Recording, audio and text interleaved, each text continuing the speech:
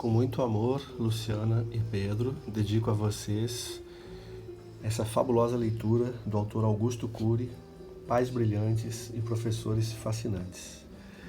Depois, Os Melhores Pais do Mundo, como esforço em conjunto para superarmos os obstáculos que estamos passando nessa pandemia.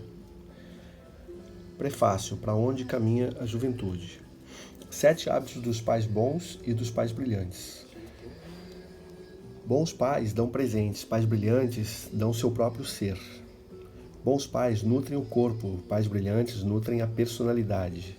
Bons pais corrigem erros, pais brilhantes ensinam a pensar. Bons pais preparam os filhos para os aplausos, pais brilhantes preparam os filhos para os fracassos. Bons pais conversam, pais brilhantes dialogam como amigos. Bons pais dão informações, pais brilhantes contam histórias. Bons pais dão oportunidades, pais brilhantes nunca desistem.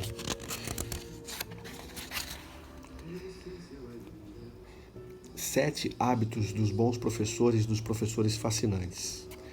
1. Bons professores são eloquentes, professores fascinantes conhecem o funcionamento da mente. 2. Bons professores possuem metodologia, professores fascinantes possuem sensibilidade. 3. Bons professores educam a inteligência lógica, professores fascinantes educam a emoção.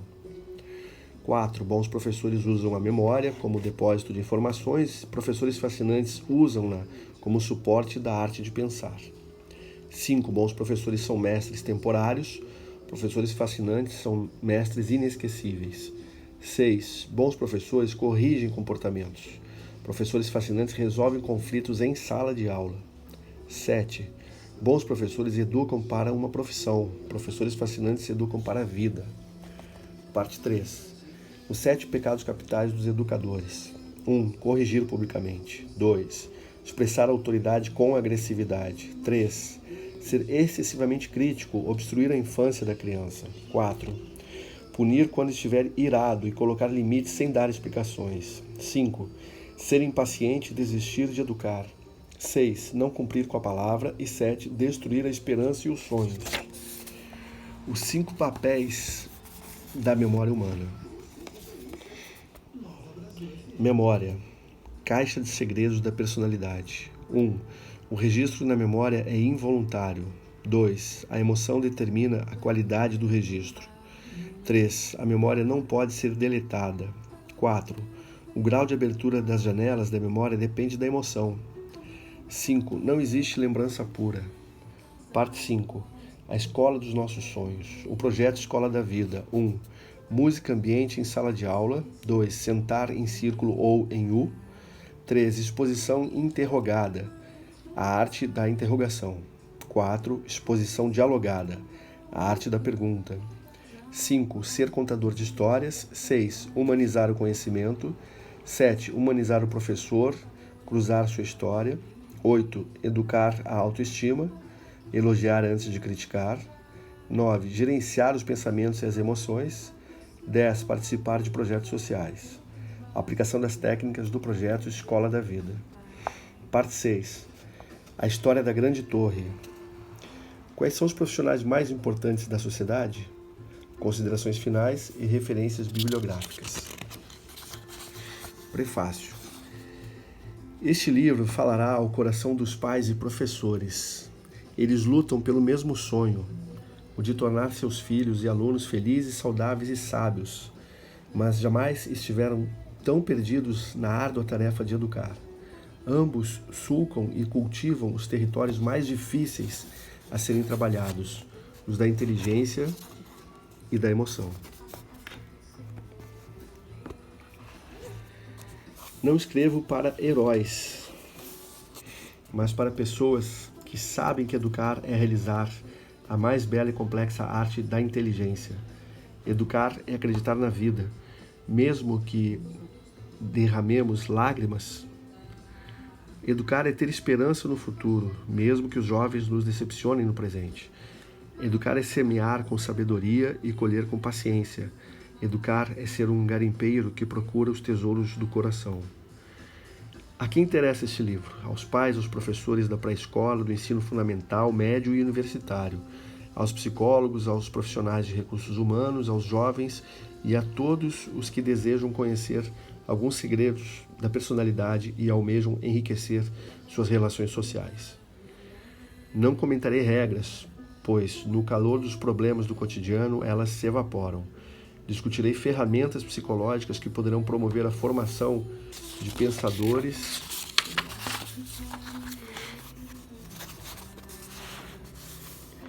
educar a emoção, expandir os horizontes da inteligência e produzir qualidade de vida. Compartilharei minha experiência como psiquiatra, educador e cientista da psicologia. Apesar das minhas limitações, muitas pessoas têm se encantado com as ideias que venho apresentando em congressos nacionais e internacionais. Chegou a hora de publicar um livro específico sobre educação, pois tenho recebido o incentivo de milhares de psicólogos, educadores, médicos e pais para publicá-lo. Gostaria de destacar alguém para representar as pessoas que gentilmente me incentivam. Ele é considerado dos mais conceituados professores de comunicação e oratória do país, Alquídar de Oliveira. Sua mensagem me comoveu. Ele me disse que acordou de madrugada, perdeu o sono e começou a ler minhas ideias sobre educação. A leitura o surpreendeu. Por isso, ao amanhecer, ele me escreveu dizendo: aqui está a solução da educação no mundo. Se você só divulgar essas técnicas e não fizer mais nada na vida, já cumpriu sua missão existencial. Sugiro que você as publique num livro acessível para que elas cheguem às mãos de cada escola, de cada professor, de cada mãe, de cada pai. Agradeço esses elogios, mas não os mereço. Entretanto, creio sinceramente que os hábitos dos educadores e as técnicas pedagógicas que comentarei poderão revolucionar a educação para sempre. Se praticados, poderão enriquecer a relação entre pais e filhos, professores e alunos. A família poderá se tornar um jardim de flores e a sala de aula um lugar aprazível. Para onde caminha a juventude? Há um mundo a ser descoberto dentro de cada criança e de cada jovem. Só não consegue descobri-lo quem está encarcerado dentro do seu próprio mundo. Nossa geração quis dar o melhor para as crianças e os jovens. Sonhamos grandes sonhos para eles. Procuramos dar os melhores brinquedos, roupas, passeios e escolas. Não queríamos que eles andassem na chuva, se machucassem nas ruas, se ferissem com os brinquedos caseiros e vivessem as dificuldades pelas quais passamos. Colocamos uma televisão na sala. Alguns pais, com mais recursos, colocaram uma televisão e um computador no quarto de cada filho. Outros encheram seus filhos de atividades, matriculando-os em cursos de inglês, computação, música. Tiveram uma excelente intenção, só não sabiam que as crianças precisavam ter infância, que necessitavam inventar, correr riscos, frustrar-se, ter tempo para brincar e se encantar com a vida. Não imaginavam o quanto a criatividade, a felicidade, a ousadia e a segurança do adulto dependiam das matrizes da memória e da energia emocional da criança.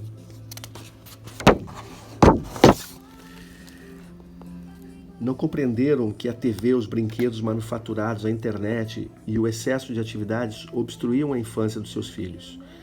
Criamos um mundo artificial para as crianças e pagamos um preço caríssimo. Produzimos sérias consequências no território da emoção, no anfiteatro dos pensamentos e no solo da memória deles. Vejamos algumas consequências. Obstruindo a inteligência das crianças e adolescentes. Esperávamos que no século XXI os jovens fossem solidários, empreendedores e amassem a arte de pensar. Mas muitos vivem alienados, não pensam no futuro, não têm garra e projeto de vida. Imaginávamos que, pelo fato de aprendermos línguas na escola e vivermos espremidos nos elevadores, no local de trabalho e nos clubes, a solidão seria resolvida. Mas as pessoas não aprenderam a falar de si mesmas. Têm medo de se expor, vivem represadas em seu próprio mundo. Pais e filhos vivem ilhados, raramente choram juntos e comentam sobre seus sonhos, mágoas, alegrias, frustrações. Na escola, a situação é pior. Professores e alunos vivem juntos durante anos dentro da sala de aula, mas são estranhos uns para os outros. Eles se escondem atrás dos livros, das apostilas, dos computadores. A culpa é dos ilustres professores? Não. A culpa, como veremos, é do sistema educacional doentio que se arrasta por séculos. As crianças e os jovens aprendem a lidar com fatos lógicos, mas não sabem lidar com fracassos e falhas.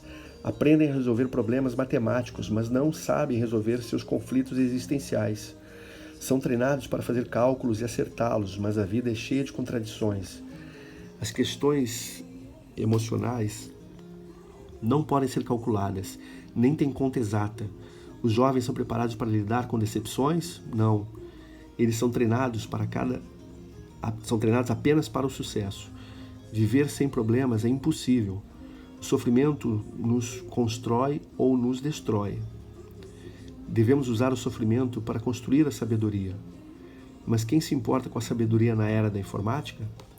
Nossa geração produziu informações que nenhuma outra jamais produziu, mas não sabemos o que fazer com elas. Raramente usamos essas informações para expandir nossa qualidade de vida. Você faz coisas fora da sua agenda que lhe dão prazer? Você procura administrar seus pensamentos para ter uma mente mais tranquila? Nós nos tornamos máquinas de trabalhar e estamos transformando nossas crianças em máquinas de aprender, usando erradamente os papéis da memória. Fizemos da memória de nossas crianças um banco de dados. A memória tem essa função? Não. Veremos que durante séculos a memória foi usada de maneira errada pela escola. Existe lembrança? Inúmeros professores e psicólogos do mundo todo creem, sem sombra de dúvida, que existe lembrança. Errado. Não existe lembrança pura do passado. O passado é sempre reconstruído. É bom ficarmos abalados por essa afirmação. O passado é sempre reconstruído com micro ou macro diferenças no presente.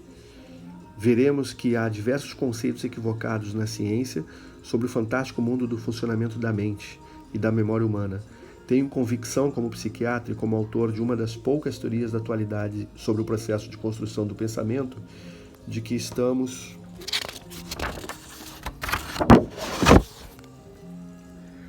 obstruindo a inteligência das crianças e o prazer de viver com o excesso de informações que estamos oferecendo a elas. Nossa memória virou um depósito de informações inúteis. A maioria das informações que aprendemos não será organizada na memória e utilizada nas atividades intelectuais. Imagine um pedreiro que a vida toda acumulou pedras para construir uma casa. Após construí-la, ele não sabe o que fazer com as pilhas de pedras que sobraram. Gastou a maior parte do seu tempo inutilmente. O conhecimento se multiplicou e o número de escolas se expandiu, como em nenhuma outra época, mas não estamos produzindo pensadores. A maioria dos jovens, incluindo universitários, acumula pilhas de pedras, mas constroem pouquíssimas ideias brilhantes. Não é à toa que eles perderam o prazer de aprender. A escola deixou de ser uma aventura agradável. Paralelamente a isso, a mídia os seduziu com estímulos rápidos e prontos. Eles tornaram-se amantes do fast food emocional. A TV transporta os jovens, sem que eles façam esforços, para dentro de uma excitante partida esportiva, para o interior de uma aeronave, para o cerne de uma guerra e para dentro de um dramático conflito policial. Esse bombardeio de estímulos não é inofensivo. Atua num fenômeno inconsciente da minha área de pesquisa chamado de psicoadaptação, aumentando o limiar do prazer da vida real. Com o tempo, crianças e adolescentes perdem o prazer nos pequenos estímulos da rotina diária. Eles precisam fazer muitas coisas para ter um pouco de prazer, o que gera personalidades flutuantes, instáveis, insatisfeitas. Temos uma indústria de lazer complexa. Deveríamos ter a geração dos jovens mais felizes que já pisaram nesta terra, mas produzimos uma geração de insatisfeitos. Estamos informando e não formando. Não estamos educando a emoção nem estimulando o desenvolvimento das emoções mais importantes da inteligência, tais como contemplar o belo, pensar antes de reagir, expor e não impor as ideias, gerenciar os pensamentos, ter espírito empreendedor. Estamos informando os jovens e não formando sua personalidade. Os jovens conhecem cada vez mais o mundo em que estão, mas quase nada sobre o mundo que são. No máximo conhecem a sala de visitas da sua própria personalidade. Quer pior solidão do que esta? O ser humano é um estranho para si mesmo. A educação tornou-se seca, fria e sem tempero emocional. Os jovens raramente sabem pedir perdão, reconhecer seus limites, se colocar no lugar dos outros. Qual é o resultado? Nunca o conhecimento médico e psiquiátrico foi tão grande e nunca as pessoas tiveram tantos transtornos emocionais e tantas doenças psicossomáticas. A depressão raramente atingia as crianças. Hoje, há muitas crianças deprimidas e sem encanto pela vida. Pré-adolescentes e adolescentes estão desenvolvendo obsessão, síndrome do pânico, fobias, timidez, agressividade e outros transtornos ansiosos. Milhões de jovens estão se drogando. Não compreendem que as drogas podem queimar etapas da vida, levá-los a envelhecer rapidamente na emoção. Os prazeres momentâneos das drogas destroem a galinha dos ovos de ouro da emoção. Conheci e tratei de inúmeros jovens usuários de drogas, mas não encontrei ninguém feliz. E o estresse? Não apenas é comum detectarmos adultos estressados, mas também jovens e crianças. Eles têm frequentemente dor de cabeça, gastrite, dores musculares, suor excessivo, fadiga constante de fundo emocional. Precisamos arquivar esta fase e jamais esquecê-la. Quanto pior for a qualidade da educação, mais importante será o papel da psiquiatria neste século. Vamos assistir passivamente à indústria dos antidepressivos e tranquilizantes se tornar uma das mais poderosas do século XXI? Vamos observar passivamente nossos filhos serem vítimas do sistema social que criamos?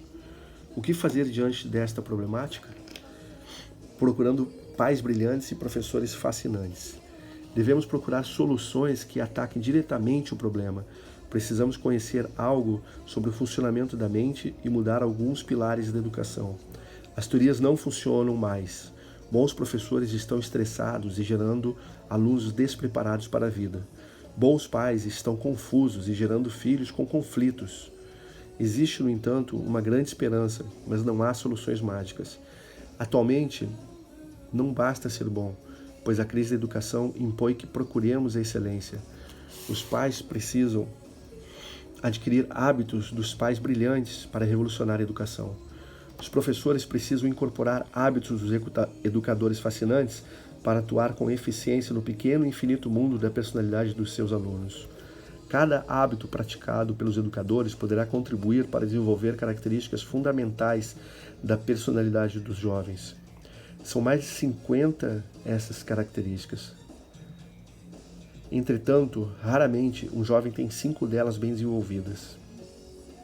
Precisamos ser educadores muito acima da média se quisermos formar seres humanos inteligentes e felizes, capazes de sobreviver nesta sociedade estressante.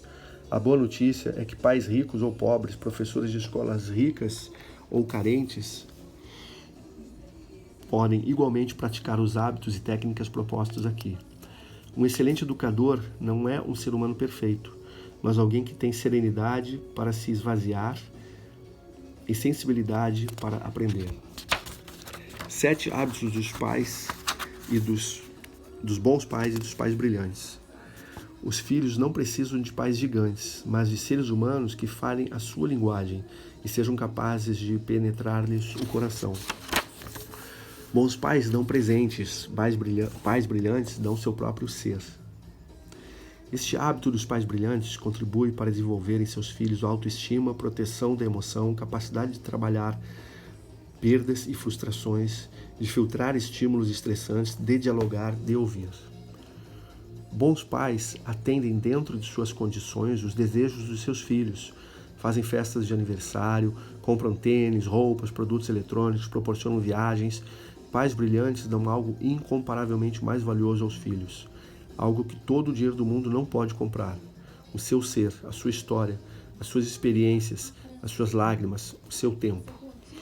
Pais brilhantes, quando têm condições, dão presentes materiais para seus filhos, mas não os estimulam a ser consumistas, pois sabem que o consumismo pode esmagar a estabilidade emocional, gerar tensão e prazeres superficiais.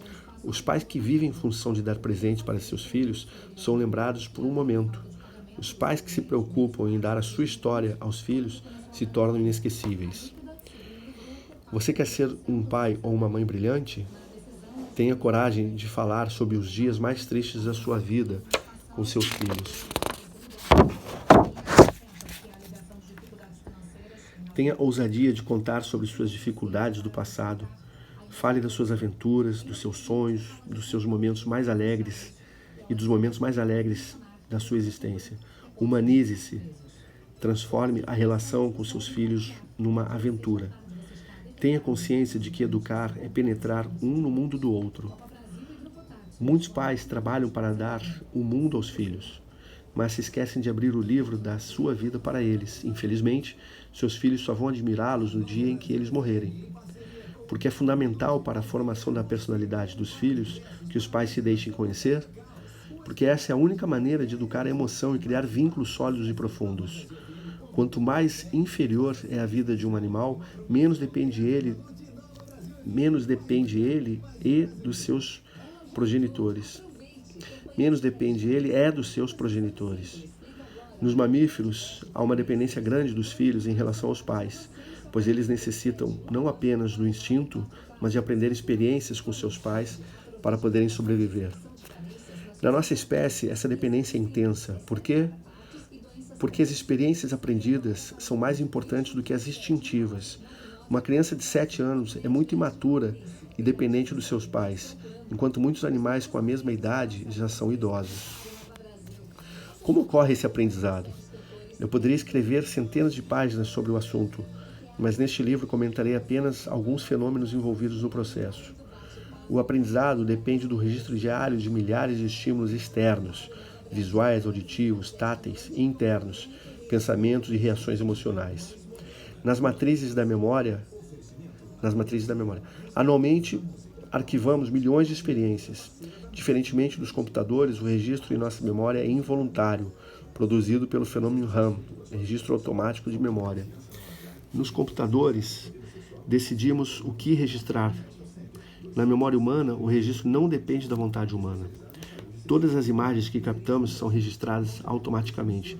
Todos os pensamentos e emoções negativos ou saudáveis são registrados involuntariamente pelo fenômeno RAM. Os vínculos definem a qualidade da relação. O que seus filhos registram de você? As imagens negativas ou positivas? Todas. Eles arquivam diariamente os seus comportamentos, sejam eles inteligentes ou estúpidos. Você não percebe, mas eles o estão fotografando a cada instante. O que gera os vínculos inconscientes não é só o que você diz a eles, mas também o que eles veem em você. Muitos pais falam coisas maravilhosas para suas crianças, mas têm péssimas reações na frente deles. São intolerantes, agressivos, parciais e simulados. Com o tempo, cria-se um abismo emocional entre pais e filhos. Pouco afeto, mas muitos atritos e críticas. Tudo que é registrado não pode mais ser deletado, apenas reeditado através de novas experiências sobre experiências antigas. Reeditar é um processo possível, mas complicado. A imagem que seu filho construiu de você não pode mais ser apagada, só reescrita. Construir uma excelente imagem estabelece a riqueza da relação que você terá com seus filhos. Outro papel importante na memória é que a emoção define a qualidade do registro. Todas as experiências que possuem um alto volume emocional provocam um registro privilegiado. O amor e o ódio, a alegria, a angústia provocam um registro intenso. A mídia descobriu, sem ter conhecimentos científicos, que anunciar as misérias humanas fisga a emoção e gera concentração. De fato, acidentes, mortes, doenças, sequestros geram alto volume de tensão, conduzindo a um arquivamento privilegiado dessas imagens. Nossa memória tornou-se assim uma lata de lixo. Não é à toa que o homem moderno é um ser intranquilo, que sofre por antecipação e tem medo do amanhã. Fica mais barato perdoar. Se você tem um inimigo, fica mais barato perdoá-lo. Faça isso por você. Caso contrário, o fenômeno RAM o arquivará privilegiadamente. O inimigo dormirá com você e perturbará seu sono. Compreenda as suas fragilidades e perdoe-o, pois só assim você ficará livre dele. Ensine seus filhos a fazer do palco da sua mente um teatro de alegria e não um palco de terror. Leve-os a perdoar as pessoas que os decepcionam. Explique a eles esse mecanismo.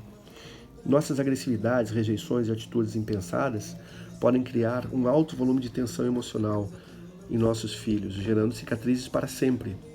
Precisamos entender como se organizam as características doentias da personalidade. O mecanismo psíquico é o seguinte: uma experiência dolorosa é registrada automaticamente no centro da memória. A partir daí, ela é lida continuamente, gerando milhares de outros pensamentos. Esses pensamentos são novamente registrados gerando as chamadas zonas de conflitos no inconsciente. Se você errou com seu filho, é insuficiente apenas ser dócil com ele num segundo momento. Pior ainda, não tente compensar sua agressividade comprando, dando-lhe coisas. Deste modo, ele o manipulará e não o amará. Você só reparará sua atitude e reeditará o filme do inconsciente se penetrar no mundo dele, se conhecer seu exagero, se falar com ele sobre sua atitude. Declare a seus filhos que eles não estão no rodapé da sua vida, mas nas páginas centrais da sua história. Nos divórcios, é comum o pai prometer aos filhos que jamais os abandonará, mas quando diminui a temperatura da culpa, alguns pais também se divorciam dos seus filhos. Os filhos perdem sua presença, às vezes não física, mas emocional. Os pais deixam de curtir, sorrir, elogiar e ter momentos agradáveis com os filhos. Quando isso acontece, o divórcio gera grandes sequelas psíquicas. Se a ponte for bem feita, se a relação continuar a ser poética e afetiva, os filhos sobreviverão à turbulência da separação dos seus pais e poderão amadurecer. Seus filhos não precisam de gigantes. A individualidade deve existir, pois ela é o alicerce da identidade, da personalidade. Não há homogeneidade no processo de aprender e no desenvolvimento das crianças. Vygotsky, 1987. Não há duas pessoas iguais no universo, mas o individualismo é prejudicial. Uma pessoa individualista quer que o mundo gire em torno de sua órbita. Sua satisfação está em primeiro lugar, mesmo se isso implicar o sofrimento dos outros. Uma das causas do individualismo entre os jovens é que os pais não cruzam a sua história com a de seus filhos. Mesmo que você trabalhe muito, faça do pouco tempo disponível grandes momentos de convívio com seus filhos. Role no tapete, faça poesias, brinque, sorria, solte-se, perturbe-os prazerosamente. Certa vez, um filho de 9 anos perguntou a um pai, que era médico, quanto ele cobrava por consulta. O pai disse-lhe o valor. Passado um mês, o filho aproximou-se do pai, tirou algumas notas do bolso, esvaziou seu cofre de moedas e disse-lhe com os olhos cheios de lágrimas, pai, faz tempo que eu quero conversar com você, mas hoje não tem tempo. Mas você não tem tempo. Consegui juntar o valor de uma consulta. Você pode conversar comigo? Seus filhos não precisam de gigantes, precisam de seres humanos. Não precisam de executivos, médicos, empresários, administradores de empresas, mas de você. Do jeito que você é. Adquira o hábito de abrir seu coração para os filhos e deixá-los registrar uma imagem excelente da sua personalidade. Sabe o que acontecerá? Eles se apaixonarão por você. Terão prazer em procurá-lo, em estar perto de você. Quer coisa mais gostosa do que isto? A crise financeira, as perdas ou as dificuldades poderão arremeter-se sobre a relação de vocês. Mas se ela tem alicerces, nada a destruirá. De vez em quando, chame um dos seus filhos sozinho e almoce ou faça programas diferentes com ele. Diga o quanto ele é importante para você. Pergunte como está a vida dele. Fale sobre seu trabalho, seus desafios. Deixe seus filhos participarem da sua vida. Nenhuma técnica psicológica funcionará se o amor não funcionar. Se você passar por uma guerra no trabalho, mas tiver paz quando chegar em casa, será um ser humano feliz. Mas se você tiver alegria fora de casa e ver uma guerra na sua família, a infelicidade será sua amiga. Muitos filhos reconhecem o valor dos seus pais, mas não o suficiente para admirá-los, respeitá-los, tê-los como mestres da vida. Os pais que estão tendo dificuldades com os filhos não devem sentir-se culpados. A culpa engessa a alma. Na personalidade humana, nada é definitivo. Você pode e deve reverter este quadro. Você tem experiências riquíssimas que transformam sua história num filme, mais interessante do que os de Hollywood. Se você duvida disso, é porque talvez nem se conheça e, pior ainda, nem mesmo se admire. Liberte a criança feliz que está em você. Liberte o jovem alegre que vive na sua emoção, mesmo que seus cabelos já tenham embranquecido. É possível recuperar os anos. Deixe seus filhos descobrirem seu mundo. Abra-se, chore e abrace-os. Chorar e abraçar são mais importantes do que dar-lhes fortunas ou fazer-lhes montanhas de críticas.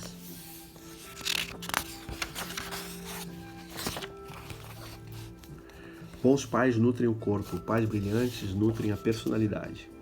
Este hábito dos pais brilhantes contribui para desenvolver reflexão, segurança, liderança, coragem, otimismo, superação do medo, prevenção de conflitos. Bons pais cuidam da nutrição física dos filhos, estimulam-nos a ter uma boa dieta, com alimentos saudáveis, tenros e frescos.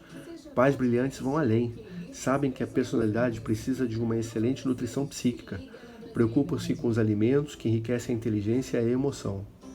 Antigamente, uma família estruturada era uma garantia de que os filhos desenvolveriam uma personalidade saudável. Hoje, bons pais estão produzindo filhos ansiosos, alienados, autoritários, angustiados. Muitos filhos de médicos, juízes, empresários estão atravessando graves conflitos. Por que pais inteligentes e saudáveis têm assistido seus filhos adoecerem? Porque a sociedade se tornou uma fábrica de estresse. Não temos controle sobre o processo de formação da personalidade dos nossos filhos. Nós os geramos e colocamos desde cedo em contato com um sistema social controlador. Foucault, 1998. Eles têm contato diariamente com milhares de estímulos sedutores que se infiltram nas matrizes de sua memória. Por exemplo, os pais ensinam os filhos a ser solidários e a consumir o necessário, mas o sistema ensina o individualismo e a consumir sem necessidade. Quem ganha essa disputa? O sistema social. A quantidade de estímulos e a pressão emocional que o sistema exerce no âmago dos jovens são intensas. Quase não há liberdade de escolha. Ter cultura, boa condição financeira, excelente relação conjugal e propiciar uma boa escola para os jovens não basta para produzir saúde psíquica. Qualquer animal só consegue escapar das garras de um predador se tiver grandes habilidades. Prepare seus filhos para sobreviverem nas águas turbulentas da emoção e desenvolverem capacidade crítica. Só assim poderão filtrar os estímulos estressantes. Serão livres para escolher e decidir. Os pais que não ensinam seus filhos a ter uma visão crítica dos comerciais, dos programas de TV, da discriminação social, se tornam presas fáceis do sistema predatório. Para esse sistema, por mais ético que ele pretenda ser, seu filho é apenas um consumidor em potencial e não um ser humano. Prepare seu filho para ser, pois o mundo o preparará para ter. Alimente a inteligência. Bons pais ensinam os filhos a escovar os dentes. Pais brilhantes os ensinam a fazer uma higiene psíquica. Inúmeros pais imploram diariamente para que os filhos façam a higiene bucal. Mas e a higiene emocional? De que adianta prevenir cáries se a emoção das crianças se torna uma lata de lixo de pensamentos negativos, manias, medos, reações impulsivas e apelos sociais? Por favor, ensine os jovens a proteger sua emoção. Tudo que atinge frontalmente a emoção atinge drasticamente a memória e constituirá a personalidade. Certa vez, um excelente jurista me disse no consultório que se tivesse sabido proteger a sua emoção desde pequeno, sua vida não teria sido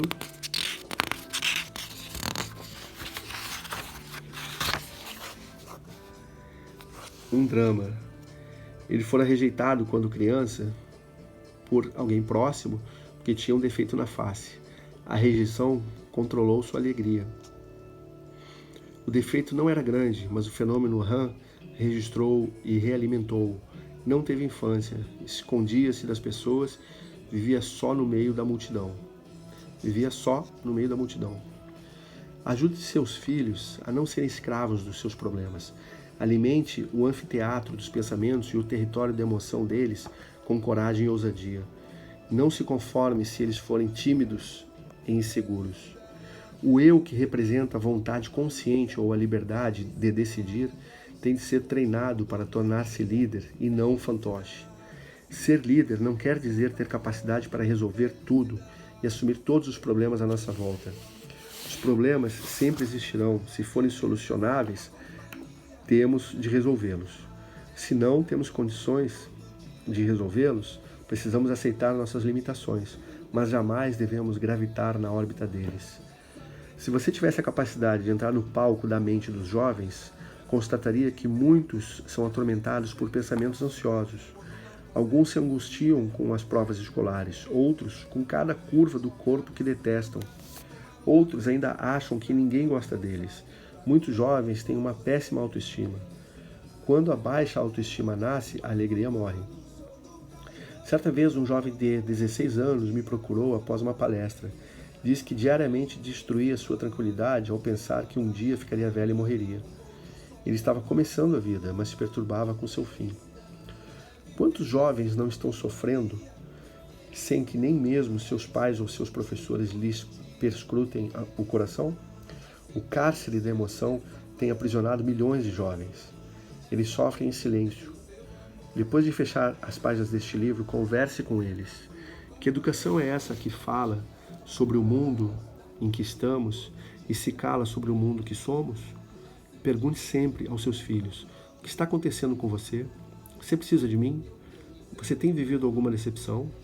O que eu posso fazer para torná-lo mais feliz? De que adianta você cuidar diariamente da nutrição de bilhões de células dos seus filhos, mas descuidar da nutrição psicológica? De que adianta terem um corpo saudável se são infelizes, instáveis, sem proteção emocional, fogem dos seus problemas, têm medo das críticas, não sabem receber um não? Nenhum pai no mundo daria alimento estragado aos filhos, mas fazemos isso com a nutrição psicológica. Não percebemos que tudo que eles arquivam controlará suas personalidades. Alimente a personalidade dos seus filhos com sabedoria e tranquilidade. Faça das suas peripécias, dos seus momentos de hesitação, dos vales emocionais que atravessou. Fale das suas peripécias, dos seus momentos de hesitação, dos vales emocionais que atravessou. Não deixe que o solo da sua memória se transforme numa terra de pesadelos, mas num jardim de sonhos. Não se esqueça de que tropeçamos nas pequenas pedras e não nas montanhas. As pequenas pedras no inconsciente se transformam em grandes colinas. O pessimismo é um câncer da alma. Você pode não ter dinheiro, mas se for rico em bom senso, será um pai ou uma mãe brilhante. Se você contagiar seus filhos com seus sonhos e entusiasmo, a vida será enaltecida. Se for um especialista em reclamar, se mostrar medo da vida, temor pelo amanhã, preocupações excessivas com doenças, estará paralisando a inteligência e a emoção deles. Sabe quanto tempo demora um conflito psíquico sem tratamento e sem fundo genético para ter remissão espontânea? Às vezes, 3 gerações.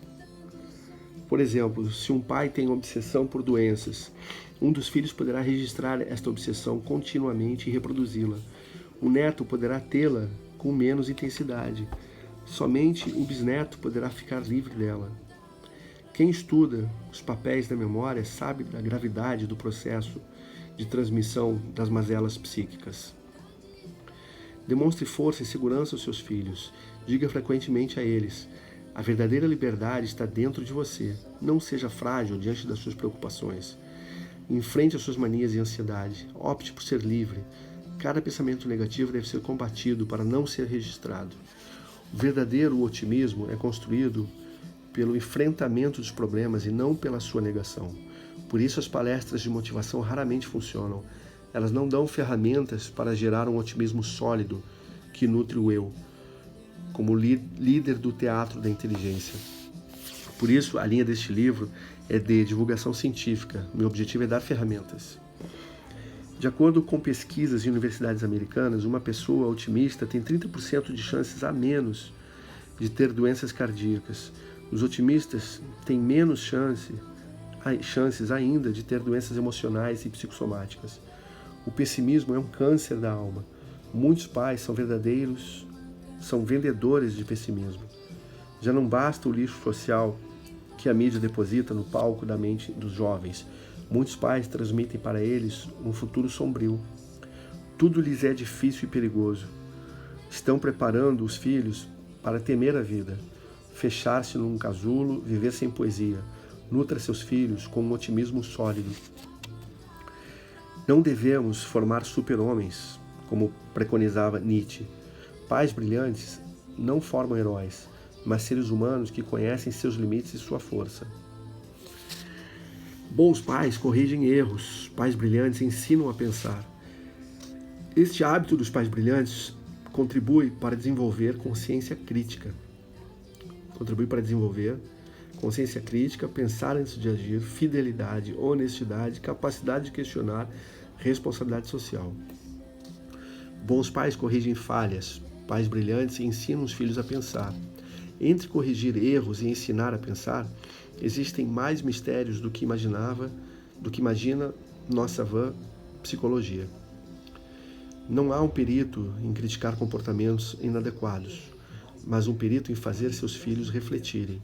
As velhas broncas e os conhecidos sermões definitivamente não funcionam, só desgastam a relação.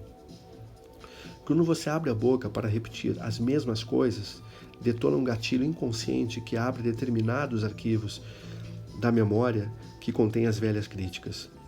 Seus filhos já saberão tudo o que você vai dizer. Eles se armarão e se defenderão. Consequentemente, o que você disser não encontrará dentro deles, não ecoará dentro deles, não girará um momento educacional. Este processo é inconsciente. Quando seu filho erra, ele já espera uma atitude sua. Se o que você diz não causa um impacto na sua emoção, o fenômeno RAM não produzirá um registro inteligente e, consequentemente, não haverá crescimento, mas sofrimento. Não insista em repetir as mesmas coisas para os mesmos erros, para as mesmas teimosias. Às vezes, insistimos anos a fio dizendo as mesmas coisas e os jovens continuam repetindo as mesmas falhas. Eles são teimosos e nós estúpidos. Educar não é repetir palavras, é criar ideias, é encantar. Os mesmos erros merecem novas atitudes. Se nossos filhos fossem computadores, poderíamos repetir a mesma reação para corrigir o mesmo defeito. Mas eles possuem uma inteligência complexa. Diariamente, pelo menos 4 fenômenos leem a memória. E, em meio a bilhões de opções, produzem milhares de cadeias de pensamentos e inúmeras transformações da energia emocional. Não é objeto deste livro estudar os 4 fenômenos que leem a memória. Aqui apenas os citarei: o gatilho da memória, a janela da memória, o alto fluxo e o eu, que representa a vontade consciente. A personalidade das crianças e dos jovens está em constante ebulição, porque nunca se interrompe a construção de pensamentos. É impossível parar de pensar até a tentativa de interrupção do pensamento já é um pensamento. Nem ao dormir interrompemos os pensamentos, por isso sonhamos. Pensar é inevitável, mas pensar demais, como estudaremos, gera um desgaste violento de energia cerebral, prejudicando drasticamente a qualidade de vida. Não seja um manual de regras. Os computadores são pobres engenhocas comparados à inteligência de qualquer criança, mesmo das crianças especiais. Mas insistimos em educar nossos filhos como se fossem aparelhos lógicos que precisam apenas seguir um manual de regras. Cada jovem é um mundo a ser explorado. Regras são boas para consertar computadores. Dizer faça isso ou não faça aquilo, sem explicar as causas, sem estimular a arte de pensar, produz robôs e não jovens que pensam. Creio que 99% das críticas e das correções dos pais são inúteis. Não influenciam a personalidade dos jovens. Além de não educar, elas geram mais agressividade e distanciamento. O que fazer? Surpreendê-los. Pais brilhantes conhecem o funcionamento da mente para educar melhor. Eles têm consciência de que precisam ganhar primeiro o território da emoção, para depois ganhar o anfiteatro dos pensamentos e, em último lugar, conquistar os solos conscientes e inconscientes da memória, que é a caixa de segredos da personalidade. Eles surpreendem a emoção com gestos ímpares. Deste modo, geram fantásticos momentos educacionais. Os pais podem ler durante décadas minha teoria, as ideias de Piaget, a psicanálise de Freud, as inteligências múltiplas de Gardner, a filosofia de Platão, mas se não conseguirem encantar, ensinar e pensar e conquistar o armazém da memória de seus filhos, nenhum estudo terá aplicabilidade e validade.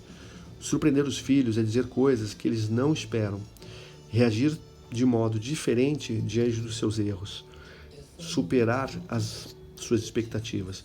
Por exemplo, seu filho acabou de levantar a voz para você, o que fazer? Ele espera que você grite e o castigue, mas em vez disso, você inicialmente se cala. relaxa e depois diz algo que o deixa pasmo. Eu não esperava que você me ofendesse desse jeito. Apesar da dor que você me causou, eu amo e respeito muito você. Após dizer essas palavras, o pai sai de cena e deixa o filho pensar. A resposta do pai abalará os alicerces da sua agressividade. Se você quiser causar um impacto enorme no universo emocional, racional dos seus filhos, use a criatividade.